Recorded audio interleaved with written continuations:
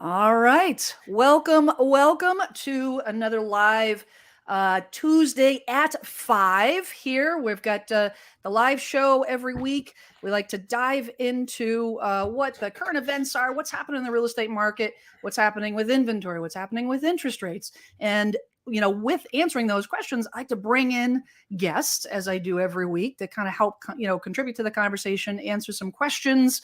And this week, I am super stoked to bring on Chris.donovan. Chris, Vice President, Motta Mortgage Pinnacle, is going to lend his expertise. And thanks for jumping on board here, Chris. Thank you for having me. Taking a little time away from your 1-year-old there to talk about the fun world of interest rates. Yay. She's out enjoying the weather. So my mother-in-law's here taking care of her. Excellent. Well, for those that are watching this, if you have any comments, questions, make sure to jump into the chat. Tell us where you're from.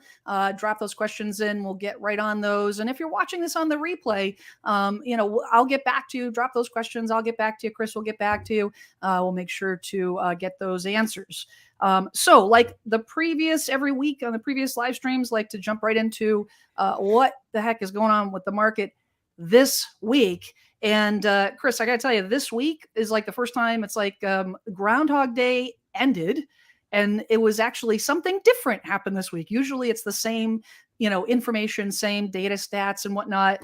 And this week was a little bit different. We actually saw in the, from real estate perspective, an uptick in listings, which is phenomenal. So if we jump over, share the screen here, and looked at Plymouth in previous weeks, if we looked at, this is a 1-year snapshot, this year versus last year, every week for the last 5-6 weeks or more, this number has been lower than a year from now. And finally, we've got some traction. I have noticed personally an influx of listings over the last 7-10 days of new inventory coming on. Typically what will happen is they'll come on Wednesday, Thursday, Friday, offers due Monday. Usually by Tuesday, that number goes down so that, the number is going to drop.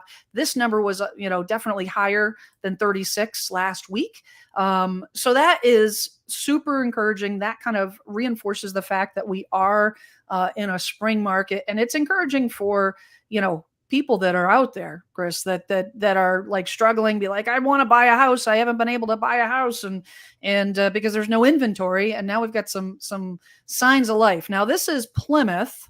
If I jump over to, if I can switch this, I got to log out. Actually, we'll do this. And then I'm just going to do the Plymouth County. If I looked at Plymouth County, it's a little bit different. And the volume is a little bit lower. Plymouth in particular is like a destination spot. And I'll be, I'm curious, Chris, off the top of your head, I don't know how many, applications you've seen or transactions you've processed specifically in the Plymouth area, but, have you seen an uptick in, the Plymouth area? I'm just curious, as far Plymouth, as.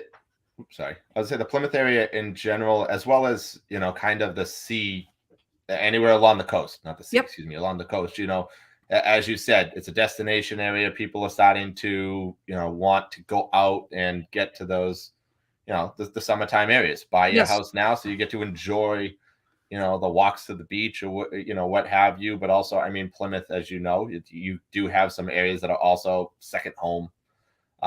Very viable spots as well that people love to kind of go and buy their second home again for Absolutely. the coming season. Yep, and I've got quite a few clients that are doing that, jumping on the bandwagon as those properties typically come on the market, in the springtime. So it's just good. It's good to see.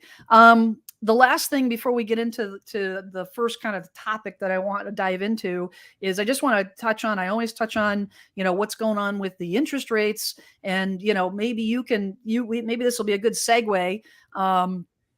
About getting into the weeds a little bit about interest rates, but I always pull up the mortgage news daily here to kind of show the trajectory of where rates are at, and as we've kind of been talking on this live stream, for weeks now, this upward trajectory, we're looking at, today 5.02. I mean, we knew it was going to crack the 5 mark eventually. And every area is different. This is, on a national average, of course, but does this jive kind of with what you're seeing in terms of today, Chris, as far as those interest rates? Yes, and actually, unfortunately, that trend is still going in the up direction. The Fed assistant chair spoke today, and she was talking about the balance sheet, and that's a big kind of trigger for the bond market in a bad way when they start talking about the balance sheet and what they're looking to do. When they start using runoff and they talk about trying to kind of just bring down. We'll talk about inflation a little bit later or anything along those lines. It's as soon as anybody from the Fed chair starts speaking, whether it's good, bad, or indifferent, you're going to see the bond market react. And even though it, was just a conversation, I know the Fed minutes are coming out this week, so that'll be more based off of what the Fed is looking to do moving forward. To go a little bit into it is when you hear the Fed start talking about interest rate hikes, that's actually not a bad thing for the bond market. That's not a bad thing for interest rates on the housing side. What they're looking to do is they're raising interest rates to combat inflation, and it's more towards the consumer, the retail side of it, of what it costs for companies to take on extra debt or anything along those lines. Those interest rates are what are going up. And when that usually happens, you do see the stock market take a little bit of a hit, but it usually means people are putting money into the bond market. Now, prior to COVID, the bond market and the stock market were correlated. If you saw the bond market or the stock market, have a good day, you kind of usually thought that the bond market would go down. Since COVID, unfortunately, it hasn't correlated nearly the same. Either day could be up, down. I mean, even today, the bond market and the stock market both were down today. So, it doesn't really correlate as much as it used to. It used to be kind of a great thing to kind of say to somebody, well, you saw the stock market do well back before 2020. And, that means the bond market, but it doesn't have that same effect anymore. But, it's still the Fed and inflation is going to be a big thing coming forward this year with the way that they want to combat it, the way that they're looking to do it. There's a couple of schools of thought. I'm not going to go into them because that's Series 7. That's above my pay grade for what the Fed's looking to do for inflation. But for the interest rate side of it, it's just interest rates were so low for the past 2 years. We had to eventually see, they had to come back. They had to go up. Now, where this final up is anybody's guess. If I, could guess it, I wouldn't be sitting here right now. I'd be on a beach and drinking a Mai Tai. I think it's safe to say, though, that I was reading an article earlier this week that said that the Fed, they raised the rate in 2020. No one was anticipating what was going to happen with the housing market. No one was anticipating all of a sudden this surge of home buying and this essentially it I'll have to see if I can try to find the article, but essentially people took all of their stimulus money, right, and a lot of this is millennial based as well, but that it's almost like it backfired. You know what I'm saying? Like they weren't anticipating that the rates would do what it has done to the real estate market, and it wasn't intentional to get us to this point. So we're overdue. I mean, if you look at the last 50 years, I think the 50-year average is like 7.5%, right? Like to have us this low is we're spoiled. And I've been saying that for weeks, even going up 5%, even going 6%, like, again, because we're spoiled, we say, oh my gosh, it's going up to 6%. Oh my gosh, it's going up to 7%. That's what they were for the longest time. This artificial 2%, 2.5%, 3%, it's not sustainable. It's a temporary interest rate. So if it's temporary, then you really can't say, well, then that's the starting point. The starting point was probably right around 7%, and then it dipped down, right? What were the rates? I probably have that here, but back before pandemic in 2019. looking at, so it depended obviously when, but I'd probably say 2019, you're looking around 3.75, 4-ish. Okay. Now, right around the election, they did jump up into the fours for a short period of time. Then, Barry Habib does have a great article, and I mean, he has been saying this for a while. I mean, you did just kind of like allude to it with the millennials of, Yep. the national buying average age is around 33. So, the millennials, you're getting to that point now at 2020, 2021 for anybody born in that 87 to 90 range.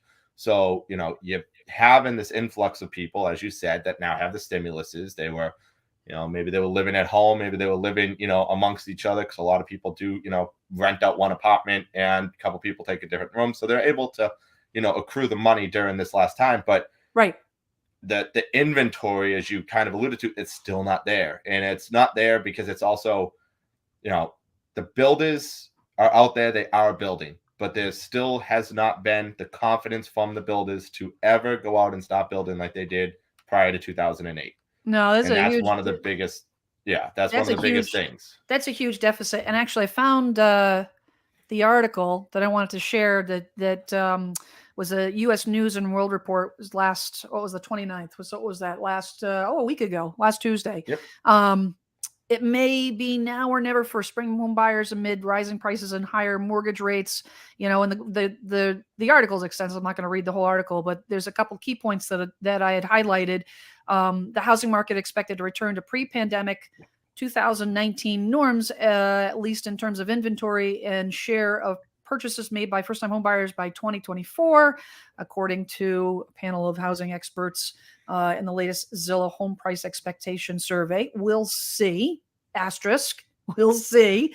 They said that about, last year they said 2023 and the year before it was 2022. So we'll see what happens. Experts predict prices rise 9%, below the 19% appreciation in 2021, but higher than the 6.6% the experts predicted as recently as late last year. We'll see. I think that it depends where you are. Of course, this is a national, article. So like we were just talking about Plymouth and, and in the South Shore area, the demand here is much higher. Massachusetts demand is much higher. So I think that 9% is super conservative. I think we're going to be higher than 9% this year. But then it goes on to tie into what you were just saying. There's no demand.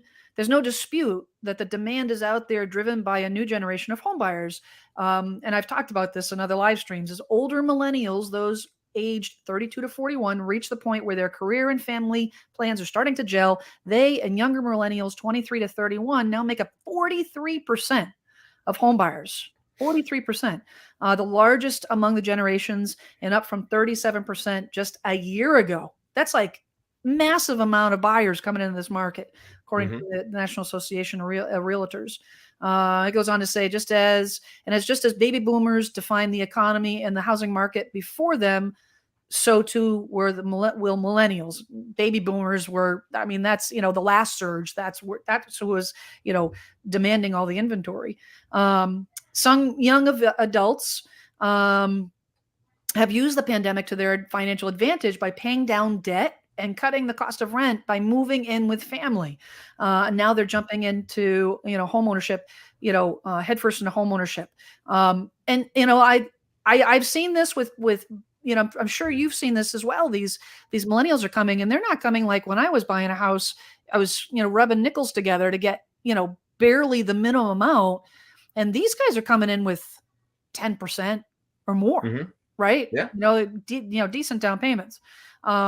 And it says changing buyer behavior is a key behind the current boom. He adds that as buyers look for larger homes, shorter commutes, better work-life balances, this is fueling interest in smaller markets outside of major cities as more people elect to work remotely in a post-pandemic world. Like that's why they're coming to Plymouth. And that was one thing I was going to allude to. So actually that article already did it, is that a lot of jobs now, they're sticking with the remote. I mean, good friend of mine, he just got a new job offer, and his company's like, the new place is like, we're 100% remote.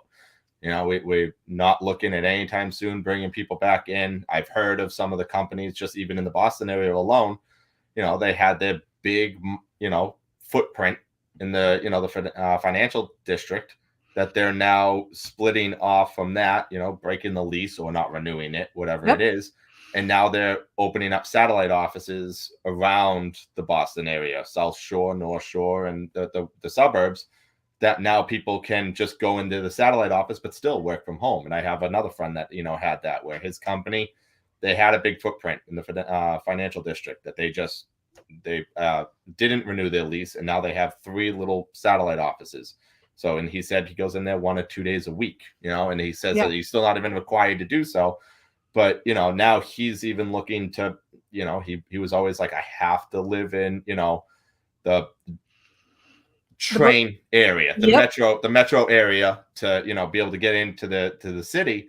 And now he's looking in points north, he's looking in New Hampshire, he's looking in Maine, and he's like, you know what, I get to just go wherever now. So, that, as you just said, that's gonna increase there with Plymouth and a lot of other the outer city suburbs, that where usually you see the right around the heart of the cities. Those are kind of where you see the most appreciation, because people want to be in the city. But now, as people don't need to always be in there for work, they're moving out. They're spreading out further, and kind of, as you said, 9%. Don't quote me on it, but I do think that, as you said, that's a conservative one, just because. We'll see. I've had clients, they're putting in offer after offer after offer. One of them, 39 offers. There were 75,000 over asking. They were waiving their appraisal. They were waiving their home inspection. And the realtor on the other end said that they weren't even in the top 10. And it's just like, really, your only contingency left there was the mortgage contingency. So, and I'm not saying this to spook anybody. I don't want to spook anybody away from it, because, to kind of go back to your question that you asked, or that you alluded to, that, may ask a little bit further, is, do people sit back and wait? You really don't, just because, again, with the house, how little the inventory is out there, and the shortage on houses alone. There was an expert at one of our conferences that we just had, that he said we're about 1.79 million houses behind every year for builders to build. Yes, I got an article that was talking about, it was going to take about 3 million homes to catch us up, or something of that nature. I'll pull the article in a second. Yeah. So he was saying over 5 years, he did the 1.7 just to be the conservative side. Yeah. Saying just 1.7 each year would get us out in 5 years. So in 5 years. Yeah. Yep. So he was scaling it back and saying it year over year, to kind of just go, instead of, hey, here's 5 million houses right off the bat in 1 year. Okay. Now we have a surplus. And it's, again, the builders are still not there. The supply chain. If you go out there and you've been looking anywhere, shape or form of trying to, my buddy is renovating his house right now, and the cost of wood, just alone, he's like, this is ridiculous. But, that goes back to inflation. That goes back to, the core of all of this, where, is kind of driving this. But it's, to go back, at least on the home buying side of it, is, yes, the interest rates are up. Yes, you may hear, and you may have an article where they're kind of projecting potentially a recession coming in the next couple of years. Yep. And typically a recession, economic, not housing. Economic, yes. Totally big difference. Different things. Big difference. A lot of people, as soon as they hear recession, they think of 06, 07, 08, and they think, and they're 2 entirely different circumstances. That was a real estate recession. If there will be a recession of some sort, there always has to be a market correction, right? Always. Like if you don't have a market correction, that's one of the reasons why we had the bust in 06, is because we were on track for a correction, in 2000, and then 9/11 happened, and there was a little bit of a hiccup, and then the markets went crazy, because we never had, it was, it never had a true recession. And then it was artificially inflated by the mortgage market and lending practices, and, less than scrupulous appraisal practices, and the whole 9 yards, but so we're due. And I think you hit the nail on the head. Like we shouldn't be spooked about it, because it's going to happen. It's just And it's like, already happened just in the last 3 years. We've already had 2 economic recessions that nobody really talks about. We had one in 2020, right at the COVID, the bubble burst in Yep. March, unfortunately. We also had one in 2018. And, nobody really, I mean, people did feel it. Don't get me wrong. People lost their jobs. People, were tough there. But, that wasn't 06, 07, 08. That was not a housing bubble. That was an economic recession. And even I'm blanking on the year prior to, but there was even one right before in the early teens as well that I'm just forgetting right this second. But there's already been a few economic recessions. So, Yep.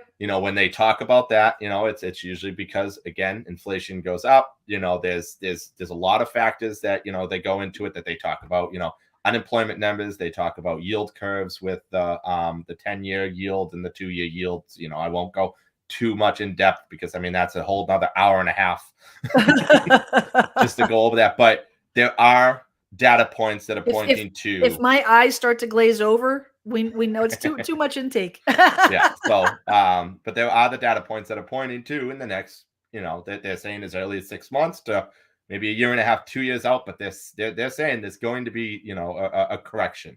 It I won't have be a full blown recession, but a little bit of correction, which is not a bad thing. I don't think we should be afraid of that. I do want to pull up an article here because I want to talk a little bit about inflation because, well, the naysayers, and this was literally from yesterday, April 4th, from appraisalbuzz.com, the impact of inflation on housing prices. And, it kind of goes through this, basically, it talks about, in order to deal with the interest rates, in order to deal with inflation, the Fed has planned and already implemented some changes in monetary policy. These policies will correlate to some significant changes in interest rates. And I kind of want you to maybe we've kind of gone into that a little bit already, but it goes into, some of the factors, ties into what we were just kind of talking about. It says that, and something I really wanted to mention is that high inflation, and why inflation is not necessarily a bad thing, but high inflation creates an incentive not to hold cash, right? It loses value. Inflation, your dollar is going to be worth less, right? So in an inflationary cycle, holding cash is a losing game. Every dollar that every day, that same dollar will be able to buy less. The incentive is therefore to transfer cash into hard assets like real estate. And I've been banging this drum for, a while here, a couple months, that for longer than that real estate is probably the single best way to hedge against inflation. Lock in on a 30-year mortgage. Your value is your value. Your price is the price. It's not going to go up based on inflation. There are also democratic changes in our population. Primarily the population, here goes the millennials again, primarily the population bulge of millennials at the prime home buying age that have impacted the overall demand for real estate. Demand is only half of the equation. The supply of housing remains historically low. If a decrease in demand results in 10 competing offers instead of 20, there may not be a significant difference in the resulting price. And that's the one thing that as far as, a decrease in demand, a lot of people think, oh, decrease in demand because of all of these factors, because of interest rates. Yes, that there's no question, right, that this market is going to squeeze out some first-time home buyers. There's just no, unfortunately, the way that the market is between the values and the rising interest rate, there are going to be some casualties, but does that mean that all of a sudden we're in a market crash and that the values are going to plummet because of it? No, it just means that the market's going to soften a little bit. It means that instead of 20 offers, you get 10. You're still competing against 10 offers. Those offers will still be above asking price. You're still going to be, you know what I'm saying? You still have to bring in all of your tools and write a strong offer to compete. It's not going to it's not going to change the picture. The big thing here, though, that the one takeaway is the fact that, yes, things are tough. What did you say? 79 offers? What did you, 65 offers? 39. 39 offers. 79 would be a nightmare. I think I'd go in the loony bin. I had another realtor that did say they had over 60 offers on one. Oh my goodness. Oh my goodness. Time to withdraw and put a new plan together or something. But that being said, what is the alternative? I mean, if those buyers are in a home, maybe it's time to take a step back and just stay in the home. But if those buyers are renting, those buyers need a home. Well, yes, it might be tough. Yes, you might have to adjust your price range, but owning a home is like the single best thing you can do to hedge against inflation, to create personal wealth. Regardless, I think people need to be, and I constantly remind my clients, like, it's worth the headache. It's worth the fight. When you finally reach the goal, it's going to be in your rearview mirror. You're going to forget all about it. All that craziness. It's like having a baby. Well, you would never know. But from a woman's perspective, 9 months of torture, and then that little baby comes, you're like, oh, and you completely forget about all the pain and torture. You forget about it, right? Because you're like, you got this cute thing and you got the keys to the house and you're like planting flowers and mowing your own lawn and, kids are running around and you don't even remember all the crazy offers. And I think that as professionals, you and I, like, that's our mission, is to continually, like, encourage the people, encourage them, educate them first and foremost, but then encourage them, because this, doing this, it's a siege, no question. And it changes weekly, it changes daily. That's why I'm doing such, this type of environment, this type of update, but it's worth it, right? Like, it's totally worth all the pain and heartache. And I mean, a little story just of even myself. So my wife and I, we were living in downtown Salem, and we took on somebody else's lease, and the property started at $14.50, and then it was 6 months left until we had to renew the lease because we took on theirs. They jumped it to 16. The next lease, it was $18.50. The final one, they jumped it all the way up to $22.50. Ooh. Now, mind you, this was back in 2013, 14, 15, in that time frame. So that wasn't even now. And, we're talking about inflation. Inflation keeps on going up. Guess what? The landlords, they're just going to keep on increasing also that rents. Yep. So, yes, as we said, the interest rate might be a little bit higher, but you know what? It's still most likely going to end up being less than what you were paying for rent. And now, as you said, you own the house. Now, every time you make your mortgage payment, a portion of that is going towards principal. You are paying back to yourself every single month, versus if you were renting every month, you're making payments. That's not going back into your pocket. And to kind of go back to your article 2 times ago about the 9% on the appreciation, that's still a year over year. We're still talking about next year. They're not all of a sudden going to say it's going to go down -6. They're still projecting the next 4, 5, 6 years, it's just going to appreciate more and more and more and more. So you think about it. Okay, so you bought now into a higher interest rate. You did, as you said, you scaled your expectations back a little bit. You're looking at a little bit lower of a priced home, but a year from now, that home is now worth, 9%. Let's just round it up to 10 just to keep it as a round number. So you were at 500. Now your house is worth 550 a year later. Right. So and that's just on a conservative side. But, so you look at it that way, and you got to look at it the other way. All right, well, if I decided, I'm going to stay renting for one more year, I know I did allude to, there could be a recession coming and their interest rates could come back down. Yep. What happens if they don't? There is, unfortunately, what's happening over right now in Ukraine. That is kind of the elephant in the room. I don't want to go into anything political on that or anything like that, but it's just we got to acknowledge it, right? Like, if we're acknowledging inflation, we're acknowledging high gas prices. Scotty Jones and I talked about the whole gas price thing, and it makes me sick because there's enough, not to go down that rabbit hole, but there's enough oil. My own personal opinion, this whole live stream's personal opinion, but nonetheless, there's plenty of oil in the country. We don't need to raise gas prices. It's called price gouging. Nonetheless, the Americans taking it on the chin, with high gas prices. But between, the gas prices and the grocery prices and everything going up in Ukraine, like, it's going to affect. And I guess that was the question that I was going to ask you is like, how that, which actually reflected in that article I just shared with, and how does inflation affect interest rates? Right. So I think it all affects interest rates, right? It's all going to drive those rates higher. If we end up into a recession, could we end up into 6% by the end of the year? I think it's likely. I think we'll be in the, I think we'd be pushing. I would almost bet pushing 6% by the end of the year, but thereabouts. I mean, it could be even sooner. I mean, it's going to be telling with the Fed meeting in the next couple of months what their plan is to combat inflation.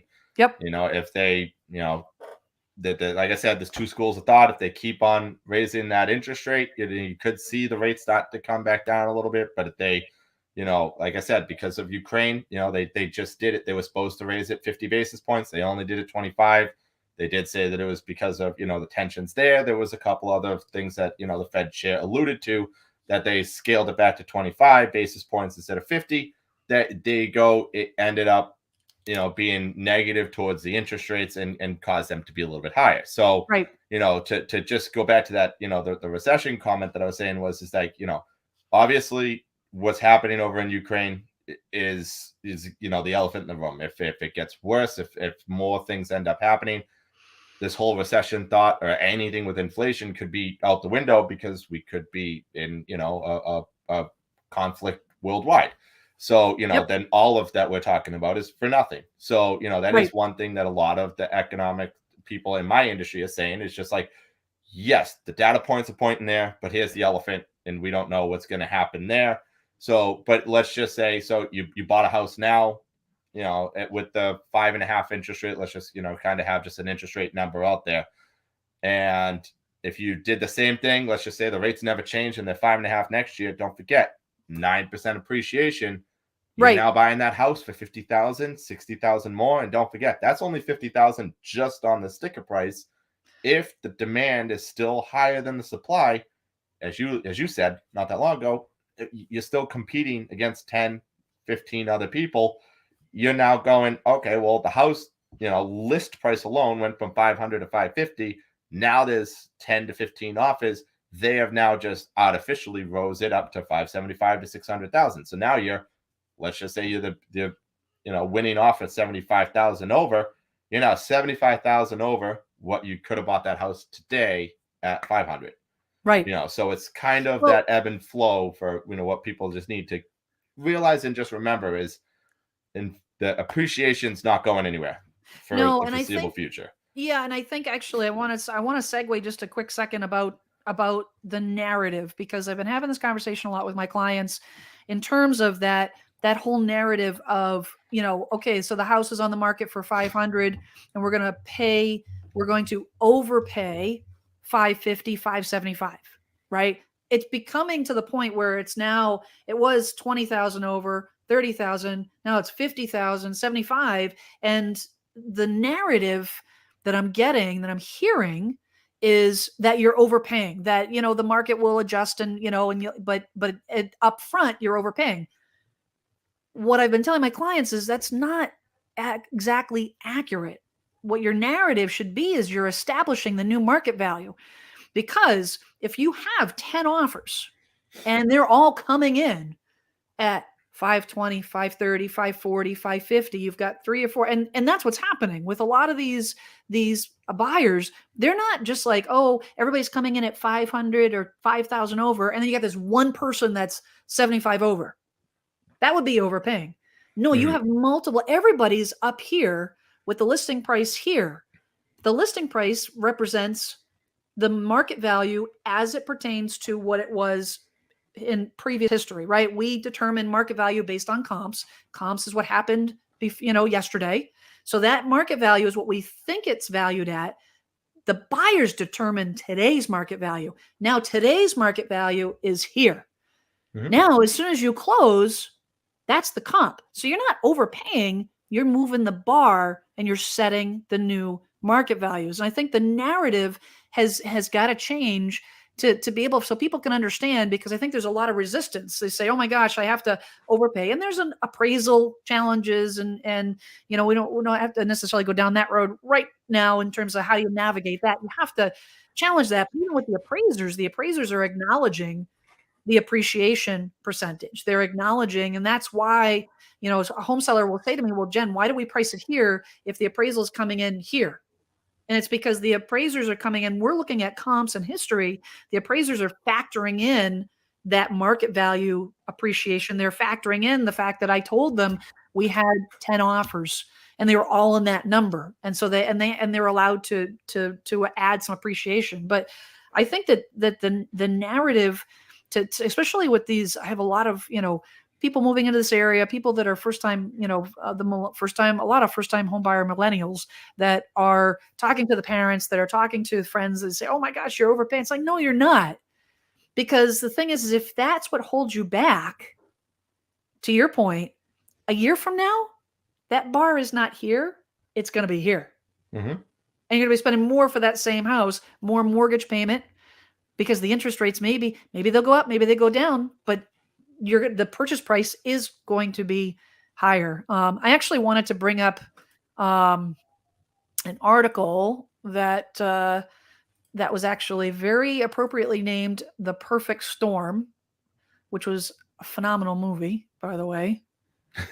Absolutely phenomenal. It was. Yeah. Anybody watching, if you haven't seen A Perfect Storm, filmed in Gloucester, you need to watch it. Put it on your must-watch list. I got to watch that movie again. That's a phenomenal movie. Anyways, topic on hand. This is from moneyyahoo.com. Sometimes yahoo.com is like reading the National Enquirer, but that's okay.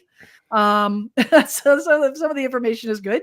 So this is going into this is from the financial services CEO from DLB and Debbie Boyd. She says, we've got the perfect storm right now. We've got COVID that did the supply chain problems, as you had mentioned, Chris. COVID that drove people to work from home. They're moving to states where their families are, or they're just moving to states that are prettier, and they want to be in. Now that you can work anywhere, it really has changed the game of employment. I'm seeing that a lot. I'm seeing a lot of people are calling me. They're finding me on YouTube and all over the country, referrals from other, agents across the country. I have, contacts all over the place, and people are moving into this area, sometimes families, sometimes not. Sometimes it's because of the area, the South Shore area. It goes on to say, at the same time, record low inventory levels have continued to push home prices and competition in the housing market higher. And it goes on to talk about home builders, and their struggles. And then it says now rising mortgage prices are now added to try again. This is my first day with reading here, apparently. Now, rising mortgage prices are now adding to the headwinds. The prices going up are one thing. Another thing is those interest rates. So when the interest rates go up, they're not going to defer you from buying. If you're going to move, you're going to move.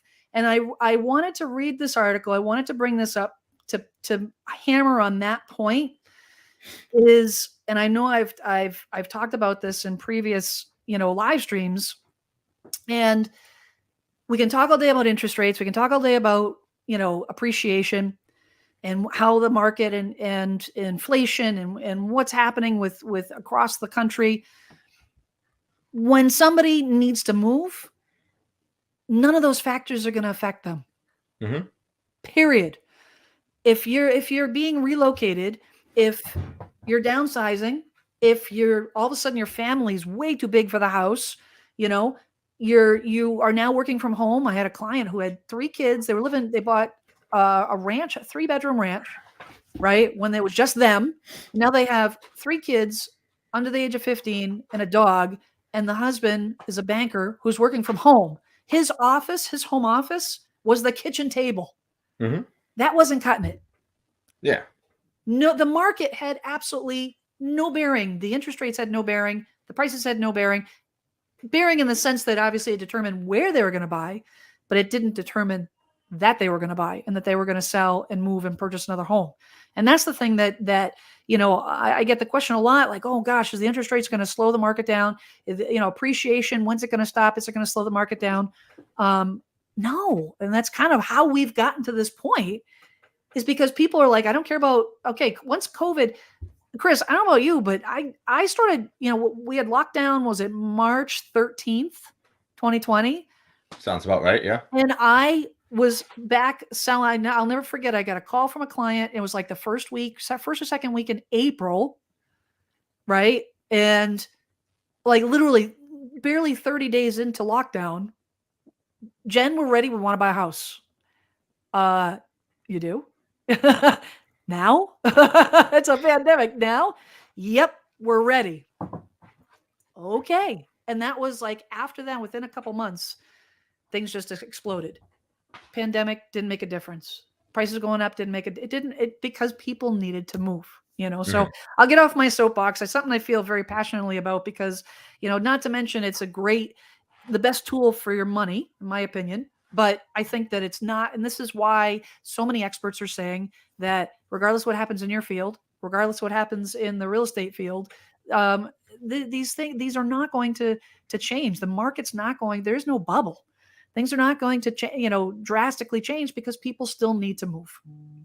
And as I say, you hit it perfectly with people downsizing, with families growing, and I mean, I have a child that's 1 year old. They're talking about a pandemic kind of baby boom type situation. So I guess we're a part of that. But I'm lucky where we have our house that we've had it since 2015, 2016, that around that time that we haven't had the need to move, but you do have those people that all of a sudden, I just had a friend that they just have too, and I'm not saying in a bad way, but there's just too many people now, not enough rooms that they had to do it. So yep, as you just said, it's the interest rate rise and the housing market, sure, that's gonna have you scale back or look in a different area. Maybe you want it directly on the water. All right, well, maybe you can't go on the water anymore, but you can go 2 towns in now in this area, and the housing market's cheaper. It's still a great school system for your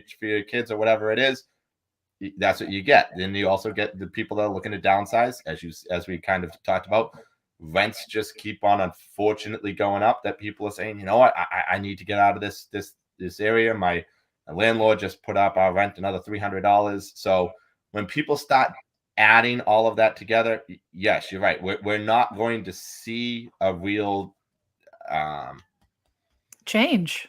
Yeah, okay. I was gonna say change, or I was gonna say downturn on demand. It's gonna be the same. Yes, as you said, it maybe it goes from 20 offers to 10, or that article said it goes 20, but there's still 10. There's still 10 offers. Yep. And as you said, and you get these, and sneaky is the wrong word, because I think that that they're strategies from some real estate agents of putting in the escalation clause, or putting in, you have agents that do the final and best to kind of, so even if you are, looking at it and, we're at 520, we'll just keep sticking with that 500 as that that round number. Sure, there's some people that were 530, 540, but that 520 all of a sudden gets a phone call back from the seller side, says, we have offers here at 530, 540, and you have an escalation clause that will go to 560. Now, all of a sudden, they've now jumped up above everybody else because now they kind of know. So, not all agents are doing it. Some agents are just saying, come in with your best and final offer right now. But there are other agents that are still using that escalation clause to, their client's advantage. I think it's however people feel most comfortable, obviously, putting in offers. But that's where, as we just said, you're not seeing any curve of the appreciation going up, because regardless, it only takes one person to put, to get that value up as well. Yeah, and I'm a big fan of talking to the agent, finding out what's good for the seller. I've used all of those tools myself, depending on the situation. I think there's a time and place for all of those tools. It's a time and place for escalation. There's a time and place for, waiving the inspection, which I am not a fan of.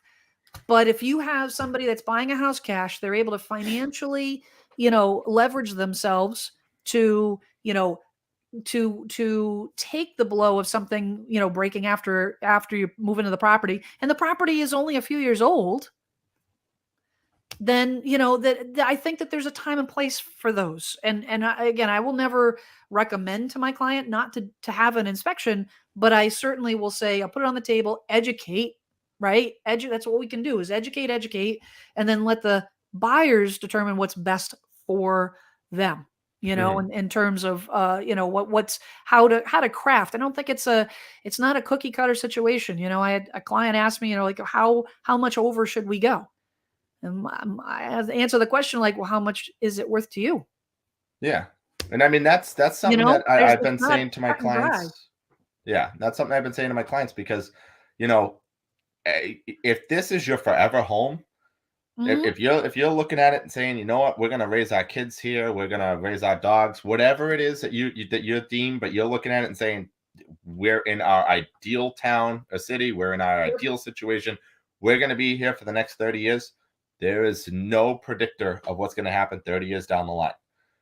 That house that you could put 100,000 over asking, it could now be worth, let's just say, $3 million 30 years from now, or it could be Yep. worth 200,000 30 years from now. Nobody really knows what's going to happen 30 years from now, but if it's worth it for you right then, as long as you can afford it, affordability is key.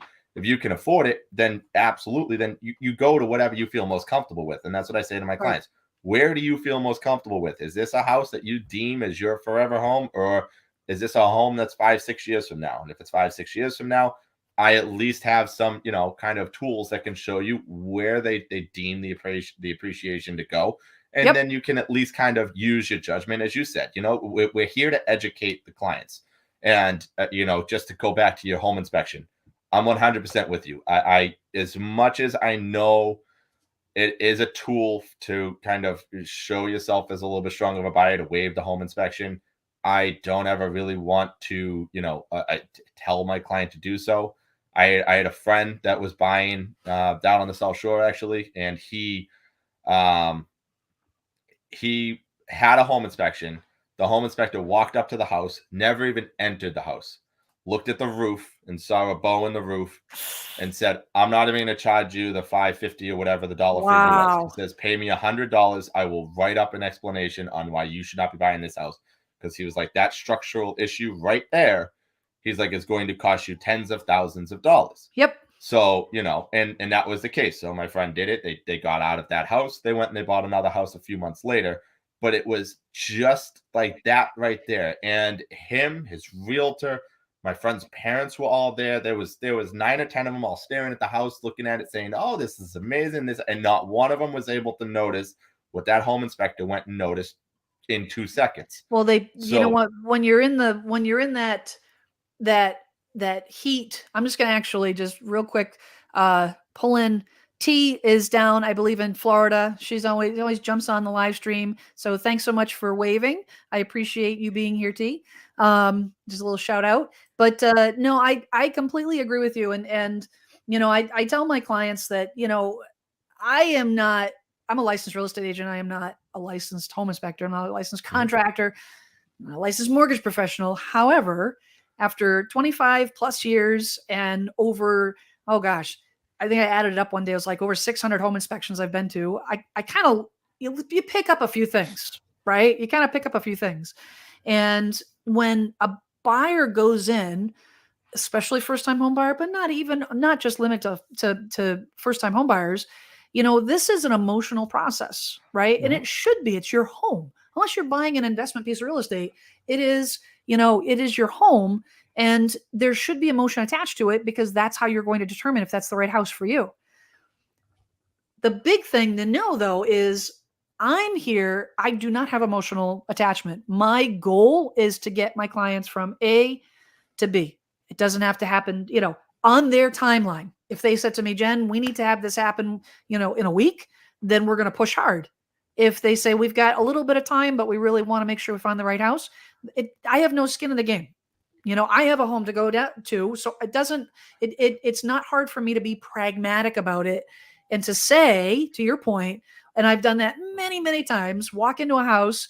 And I remember there was a house just, not too long ago that I walked up, and I was actually, the wife was there, the husband wasn't, and I took a video of the foundation. I could put my finger right into the crack of the foundation. It was, like this. And no one, nobody picked up on it. Nobody picked up on it. They didn't even see it. Emotion. They love the house, everything else. And I said, You can have a home inspection. It may be nothing. I'm not a structural expert, but they didn't see it because they have the blinders. Not that they're not Mhm. trying to see it, but they're blinded by the emotional aspect, right? That's the And honeymoon phase when you think about it. You got yeah, your offer accepted. You're in a euphoric stage, and you're walking around. I mean, even when my wife and I bought this house, we went and saw a bunch of different houses. We did do a home inspection. We only did it for informational purposes. But even if you just do that, at least you know what you're walking into. We yes, knew right away there was some yes. electrical issues that we had to get taken care of, but we were okay with that, because but the honeymoon phase, like I was alluding to, we thought that our countertops are granite. They're not even stone. They're Oh, from mica, but it's the cover over it. high We thought quality. that yeah, Yep. we thought that was granite when we walked through on that first not home inspection, that first open house, and then even on the home inspection. Then at closing, we walked up and I put something on it, and it was the wood sound, and I was like, oh Huh. god. Wow, we never even really looked at because we were just so enamored with the rest of the house. Right. The 3 bedroom, the 2 bath, had a whole finished basement that was already all set up. Like, we loved the house that we kind of didn't really look at it. So I And you mean, I probably have. you probably would have bought the house anyways, Oh yeah, no, we right? absolutely would have, and yeah, and that was what I was gonna say too. I mean, as you said, you've done 600 home inspections. I've done mine, and then there was one time where two realtors, neither one of them were able to make it to the home inspection, so they actually reached out to me as the lender and said, "We just want you to go open the door. They have a home inspector already set up. Just go open the door. We'll give you the lockbox key." And so I actually did that. So I went in Okay. and but that one, as you kind of said, I didn't have the euphoric, the honeymoon phase, as we were talking about. I was actually able to listen and watch what the home inspector actually did. I got to see them go, turn on every faucet, look under every cabinet, look Yep. under here, look there, everywhere, and it was great to actually see it on the outside when I didn't have the emotional attachment of I'm buying this house, to see what a home inspector does. So that's why, I still do say to people, even if you just say for informational purposes, I've been hearing now some agents are saying they're doing that informational purposes with a caveat of unless there's $20,000 worth of work Yes. to be done or Yes. something along those lines, that they Yep. have been putting at least that verbiage of like, I've done that, quite a bit. Depending, you customize it depending on the buyer, but I've used yeah, that quite a few times actually. Just to give the buyer some level of protection, with their deposit, but also making it appealing to the seller, because the seller at the end of the day, they're taking a risk. And if you have a home inspection, then basically that's a get out of jail free card. If you just say it's subject to a home inspection, well, if they change their mind in a week, the deal's dead, and now they're potentially leaving a lot of deals on the table, that they've mhm, walked away from. So that's why people are, home sellers are so resist there's so much resistance to accepting an offer of the home inspection. But if you sweeten the deal and say, you know what, anything, we're going to cover the first 5,000, the first 10,000, that pretty much takes all the little nuances, the downspout, the electrical cover, the, double tap breaker, the whatever, even mold in the attic, which can be remediated, will cost less than $5,000 in most yeah, cases. And now you're only talking major structural, major issues. Um, I wanted to, the questions that I wanted to kind of touch on, which we kind of just did, as far as, will the rising interest rates, negatively affect the housing market? We talked about that. And I think the answer is adamantly no. When will housing prices become more affordable? Affordability is a huge issue. It's a massive issue. It's been an issue before pandemic. It yeah, was a massive issue. There's, and a lot of people think, oh, affordable housing, we're talking about, Section 8 or, subsidized housing. And that's not what I'm talking about at all. That's not what the industry needs. We're talking about a first time home buyer that comes in that just wants a 3 bedroom, 1 bath ranch, a small home, 300,000, 350,000. Okay. Those don't exist. Those are disappearing off the market. These people that are paying $2,000, $1,800 a month rent, $2,000 a month rent, They don't have any choices. And that Yeah, makes and it makes it, I'm very frustrated about it, because I think that's going to be one of the keys that helps, unlock this dilemma. I think that goes back to towns, not to go down this rabbit hole, but towns working with builders more, and allowing builders, relaxing some of the guidelines and relaxing some of the setbacks. And I'm not talking about sprawl. I'm not talking about urban sprawl with just buildings everywhere, but I'm talking about, loosening the regulations so that these builders can get in there and provide these smaller homes, maybe on a smaller lot, right? To give people, opportunities. But that being said, I did have one last article about, when will the housing market return to pre-pandemic levels. And of course, this is all, you know, shooting fish in a barrel, I guess, right? Like, to go, while you're looking up that article, to go off of what you just said, actually there's a county in California that I can't remember, but again, at our conference they were talking about it, that county, or it might be California wide, that's might be one, I'm not remember the county, that they're actually, the towns are working on helping the builders, where they're that's splitting fantastic. lots. Yeah, they're splitting lots so that they can build those houses. That they're starting to do that over in the California area. Now, does that actually go, countrywide? Who really knows? But there are things where they, as you just said, that, towns, cities, they need to kind of come back on some things to help out the builders, because, I mean, as you just said, an affordable housing of a 3-bedroom, 1-bath, 300,000, with the supply chain and with everything else going right now, it's even if it were possible, it's not plausible because of Nope. what the costs are for the walls, the drywall, everything along those lines. And there was, and I wish I could remember where it was, that there was, I mean, you have the problem of that condo down in Florida that had unfortunately collapsed last year. So Fannie Mae has come up with a new condo questionnaire that does ask more structural issues, ask more questions, just to make sure that the building was above grade. But at the conference, there was somebody in my company, not in the Massachusetts area, I forget what part of the country they were in, that there's actually a whole section of housing that they're not going to get the permits to allow people to move in. And it was because the town came out and inspected it and saw that the builder was cutting corners on it to try to keep it down on the value of it. But they were using things that were not approved, for building permits and those aspects. So it's just like, you get what you pay for. If you really want those cheaper houses, you start running into, what did the builder do to kind of get there? When I think the thing that would be extremely valuable, we have, Plymouth's my stomping ground, right? So I'll just take, Plymouth as an example. We have condominium complexes. They were all built in the 80s, right? Late 70s, early, mid, late 80s, because that's when they were doing them. And I'm talking about condominiums that are 2-bedroom, 1-bath, maybe a bath and a half, 800 square feet, 1,000 square feet, 3 levels, condominium buildings, first-time home buyer properties, opportunities for people to get in instead of renting those places, becoming a homeowner, build equity, and then in a few years you sell it, take that equity, and then you buy it into your house.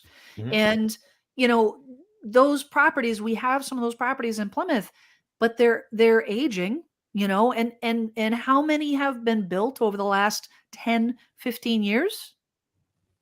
When they build, you look at the Kingston Collection, right? You see what's going on over the Kingston Collection and those massive apartments. Those are all luxury apartments. And I understand why it's going up, and I'm following the progress, and I think it's, at first I'm like, it's a terrible thing, it's an eyesore. But then you're like, you know what? No, we need housing. We need, there's a time and place. I understand the market. They're gearing towards professionals that will take the train into Boston, maybe buy, one of those condominiums, or lease one of those condominiums, and have a place on the North Shore so they don't have to, whatever, I think that there's a need for it, but there's also a need for finding something that's even smaller, more conservative. No pool, no tennis court, no fancy, reception area. No, just we're talking about something for someone to call home instead of renting from a landlord that continually raises the rent. It doesn't take care of the place, and oh, by the way, can end your lease, kick you out, and say I've decided to sell. Yeah. See ya. And I have a couple clients Excuse right me. now that are like that, where they, they're now having to go look because their landlords are selling their complex, and the new landlord, the new owner wants it to be, empty, and Yep. sometimes it's not a terrible thing. Like, I mean, all right, so for them to lose um their rental obviously is for the home buyer, but I mean, as you just kind of said, some of those places, they're dated, they haven't Yep. dated, and some of these new landlords that are going in, they want to upgrade the property. They want to, because in the end, they're trying to get top dollar as well. So, Of course. Well, it's business, and I understand that, and I can appreciate that, but I think that, it's hard, especially when you've got, the single parents out there, and you've got, the people that the thing that's not to go down the rabbit hole, but all those people that are making the minimum wage, barely above minimum wage, all the servers and all the restaurants that we complain about that are not working because they don't have enough, there's not enough service at the servers. There's not enough people bagging groceries. There's not enough people pumping. There's all these in the service industry. It has shrunk, and now it's like you order a pizza and it takes like an hour to get there because they've got like one delivery driver. We need the people in those industries, right? We need people but the problem is people can't afford to live on the pay grade that they're getting in those industries. mhm. If there was a way for them to do that and have affordable housing, right? I think it would help self heal our economy and whatnot. But anyways, I'm going to get off my And soapbox then here because we're getting and down a and go rabbit hole. and to go there too, just like for one quick second. I mean, Sure. in the construction side, they're running into that too. Because I mean, Mm, I mean, when I was going to college, mhm. it was go to college, go get a degree, go get this, go get that. Yes. It was not to go into the trades. Don't go into, the painting, the carpentry, the masonry, any of those trades. And I have a lot of friends that are in those now. That they didn't go to school. They didn't, rack Yep. up the college debt. And I have friends that, I went to college with that they got a degree. They're not even going to school for that degree. Right. And, some of them Right. have now started to get into the trades. The trades are a very, very good industry. And I'm not trying to speak ill of them at all, or speak ill of going to college. I mean, if I had to do it again, I probably still would go to college. It was a lot of fun, but that's informative. But Did you go um, to class, Chris? I Did you go to did, I class? did. But it's the fact of, to go, not maybe just on the supply chain, but the builders are actually stealing employees from each other. So all of a sudden Yes. you have an electrician over here at ABC Construction that XYZ Construction is now saying, well, you're getting paid $30 over there. Well, I can give you 35 over here.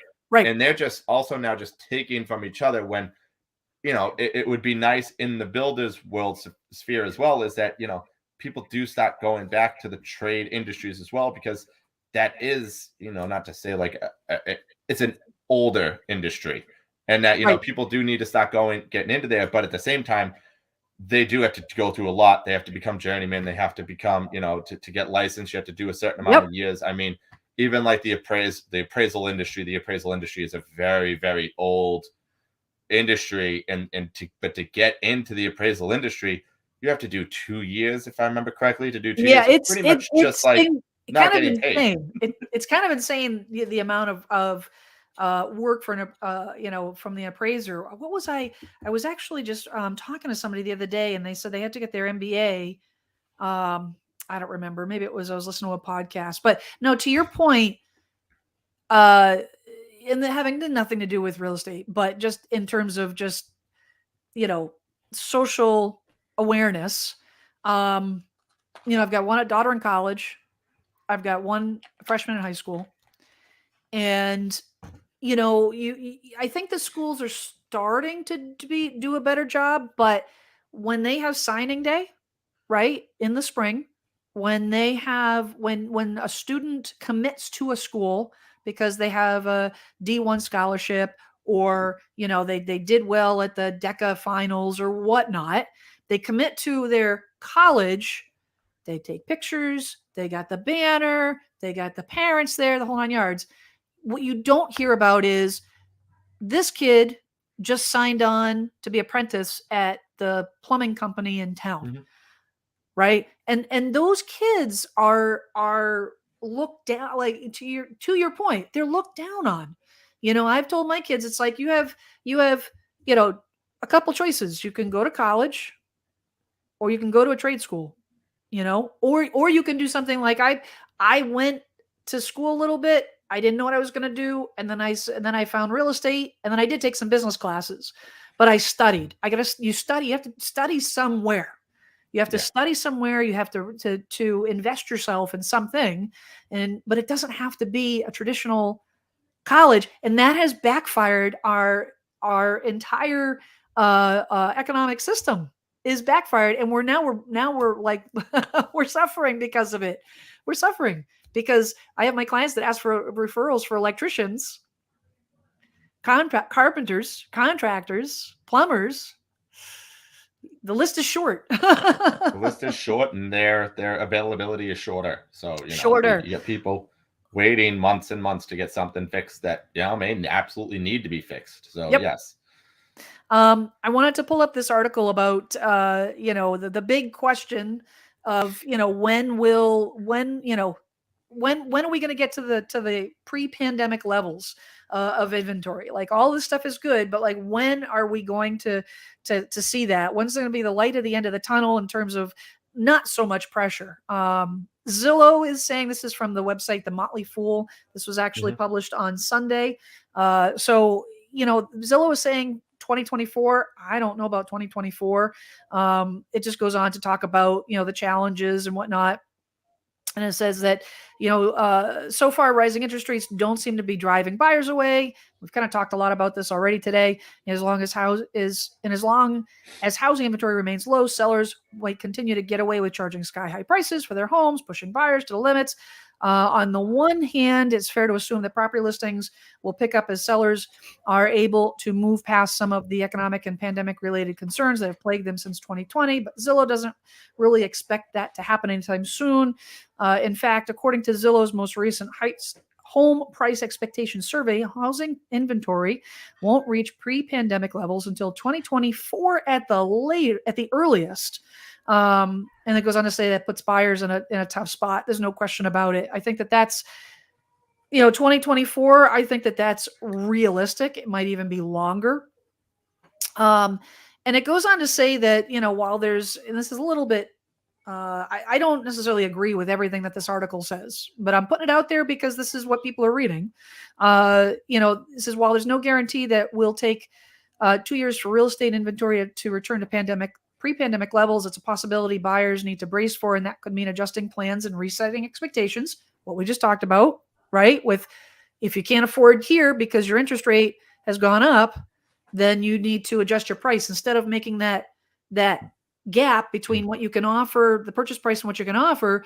Instead of making that gap smaller, you just back up the price, and maybe you're looking at a little bit smaller house. Maybe you're looking in a different area, so you can get your foot in the door. Buyers, and this is what buyers are reading, Chris. Buyers who purchase a home today not only risk overpaying, there's the narrative, but getting locked into a mortgage that's tough to refinance as property values start to drop, which is bound to happen at some point in the not too distant future. I completely, again, this is my opinion based on what I know and what I read and what I see firsthand. I completely disagree with that statement whatsoever. I don't think they're overpaying, number one. Again, narrative, setting the new benchmark. But to say that they're not going to be able to refinance as property values drop, Chris, property values drop. What are we talking, like 10 years? Like, and this isn't anything against the Motley Fool, because they do, they do write great articles, but I've been doing this now for 10 years. I remember when 2017, it was going to be 2019. Yep. 2018 is going to be 2020, and so on and so forth. It just is always just a few years away. Just, that light at the end of the tunnel, but not quite there. And it's, and Yes. it's not, and like I said, it's not anything against them. It's not anything against anybody who has said it. I mean, hey, we're in New England, Yep. Tom Brady was a quarterback here for years and years and years. There was always a guy, Max Kellerman, on the sports on Sports Talk, that always kept on saying Brady's going to reach the cliff. Brady's going to reach the cliff. Never, God, he still hasn't, and he's in his mid 40s. But it's he just kept doubling down on that for 48 hours and came back.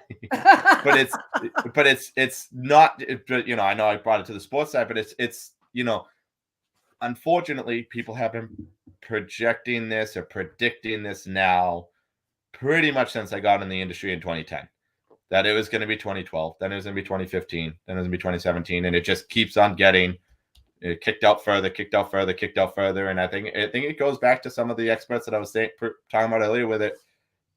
Until the builders, as you said it, the best, until, and I'm not saying the laxing on the permits or whatever to, for them to bring in less, quality material, but, for, like I said, in California, where they're subdividing lots so they can put 2 houses on a lot, until cities kind of start giving builders more opportunities to actually build houses and we get more houses out there, it's the demand is going to be there. The demand is going to keep it going and going and going. So, I mean, unless all the buyers go and put up a pitchfork and say, I'm done, and they all do it on the same day, it's not, I don't project it anytime soon or see it in any type of foreseeable future, because the millennials, and I'm one of them, I'm only 35, 34, turn 35 this year, but we're out there, we're buying, and every year there's more and more of them coming into that, that prime buying age of that 32, 33-year-old range. So they're going to keep on coming and coming and coming, Barry Habib, he has it out there. If you ever want to look at it, he has a great article about back in 2008 that he didn't just tie the housing market crash, and trust me, a lot of it was. Oh, you were telling me about this. You were telling me about this with the baby boom. But as you said earlier, with the I'm going to say predatory lending, but the what happened in 2006, 7, and 8 with people with different lending and appraisal issues and everything along those lines that caused the housing market crash. Barry Habib has a great article where he actually ties it back again to that 33-year-old age. And he said if you go back 33 years prior, that is when abortions, no, it wasn't abortions, it was birth control became legal in the United States. Yeah. And he showed the actual population had dipped in that, 1975, because that would be 33 years from the 2008, but let's just say it's 72, 73, 74. You kept on seeing the population go up. Then birth control became legal, and there's also a drop. So all of a sudden that, that perfect age of the people in that low 30 age, the population dropped there. So now all of a sudden there were not also buyers out there as well. So not in my household.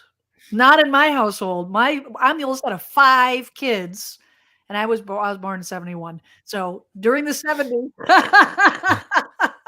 our family just grew. So that was another thing he pointed to. But yeah, it's just my dad was he's a retired engineer. He worked on power plants, and we would move like every couple of years.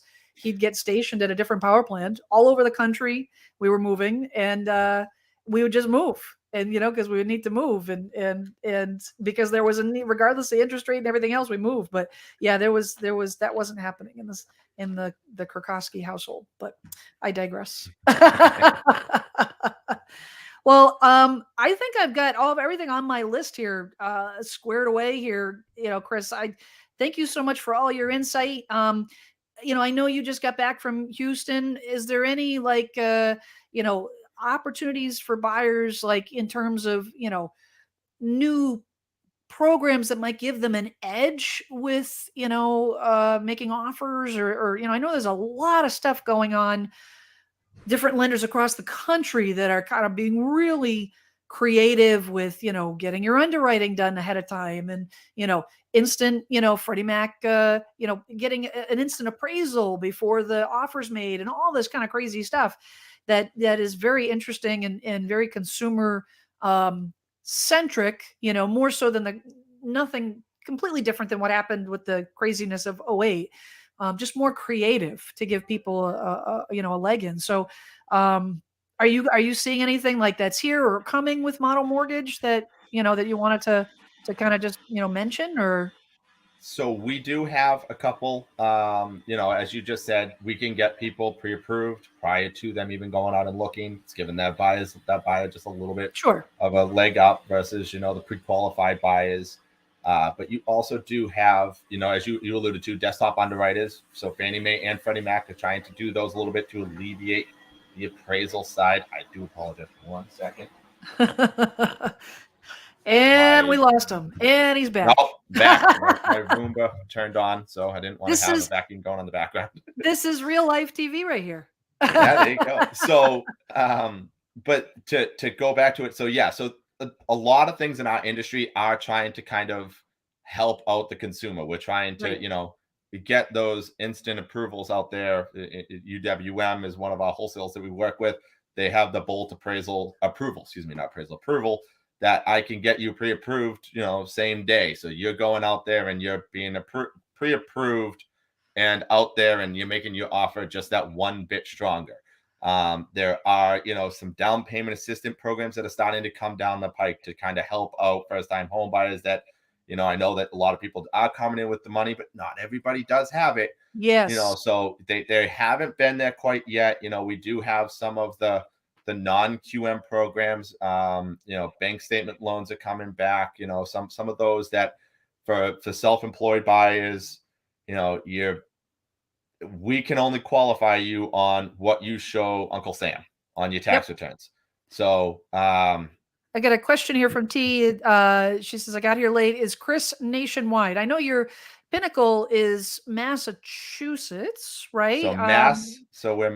My company is Mass and New Hampshire. And we're working on Rhode Island, but Motta Mortgage is nationwide. So if you do have a certain state or anything that you're looking for, you can reach out to us.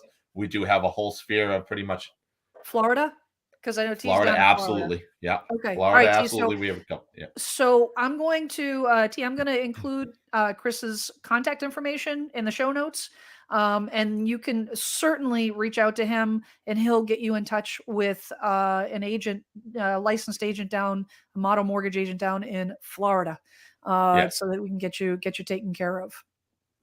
So yeah, so just to finish it up, is there are programs being talked about that are coming.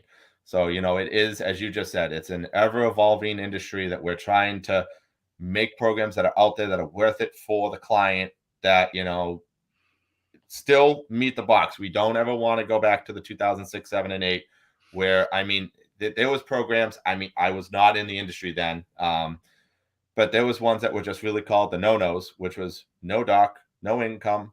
You had a pulse. yeah, we gave you a mortgage. You breathe in this mirror real quick. Yeah. Okay, yep, you get a mortgage. How much you want? Yeah, so those aren't, from at least what I've heard, coming back, but they are coming back with, like I said, like I was alluding to with the self-employed borrowers. Yes, I've heard that. Self-employed, they do write off a lot of things. So all of a sudden, what they're showing, Uncle Sam for income isn't really what they're taking in. So we now have some programs that you give us 12 months, 24 months of bank statements. We see all the funds that come in there, and we can now create an income for you based off of that. Yeah, so, I heard about that. I don't remember who I was listening to. I was listening to another live stream, and they were talking about that, about the fact that, and that's a real, being self-employed, 1099, it's a challenge because I want to save as much money as I can in taxes. So I write off a ton. Problem is my net, my net at the end of the day, it looks like I'm making no money because I've got all these deductions, and obviously I'm trying to save as much as I can, as a self-employed person, save as much taxes and liability as I can. Excuse me. But that net hurts me when I go to try to refinance or get a mortgage or whatnot. So the fact that banks are starting to be more realistic, and that's not me saying, oh, well, disregard the net. I really make 10 times that amount. That's not what you're doing. What you're trying to do is you look at the gross from a real, okay, gross taxes, a more realistic number of actually what's coming into my household. I Yeah. get, right? Which makes sense. And I think that's going to help a ton of people because let's face it, during COVID, a lot of people went self-employed because they're like, you know what? I'm done working for somebody else, making peanuts. I'm going to do what makes me happy. And they're going to chase the entrepreneurial trail, to start up businesses and work for themselves and whatnot. And I think that, all those people, it'll help tremendously. It's going to help a ton of people. Yeah, so that's a great program that's, that's newer, that's only been within the past couple months for a lot of the places out there, and some more and more rolling them out. But it's, as I said, because you alluded to it, you have write-offs on it that, bring your net income down, but it's not, those write-offs weren't a bad thing. It was you putting money back into the business. I mean, I'm a big Shark Tank guy. I love watching Shark Tank, whenever it comes on, but they, you hear people that say, my company is not even profitable. And all of a sudden you have the sharks all go, well, why? And then they explain why. And all of a sudden they're like, oh, well, that's fine. No, we're perfectly. Yeah, because you're not taking the commission check and going out and buying a boat. You're taking the commission check and you're buying tools and you're investing in services and you're hiring an admin or you're doing, you're spending money on the business. Yeah. So, which is why I'm going to be buying a new drone very soon. I talked myself, give myself permission. I said, I'm writing it off, investing in the business, even though it's a very fun toy. I digress. Well, Chris, this has been super fun, and we're definitely going to have to have you back on here real soon because I think that you've got a lot to contribute, and I really appreciate how much you brought to the conversation and whatnot. So on that note, anyone that's watching this after the fact, if you have any questions for Chris, if you have any questions for me, please drop the comments down below. I am going to put all of Chris's contact information in the show notes so you can reach out to him for any of your mortgage questions. If you're interested in a little bit more information about the home buying process or the Plymouth area, make sure to check out my other videos on this channel and stay tuned. We will be trying to do this weekly as the markets, keep people up to date with the market and all the craziness that is ensuing. So I might have to graduate from water at some one of these points. Who knows? We'll see. Into something a little bit more adult. But all right, that is a wrap. Thank you very much, Chris. Appreciate it. Thank you so much for having me. All righty.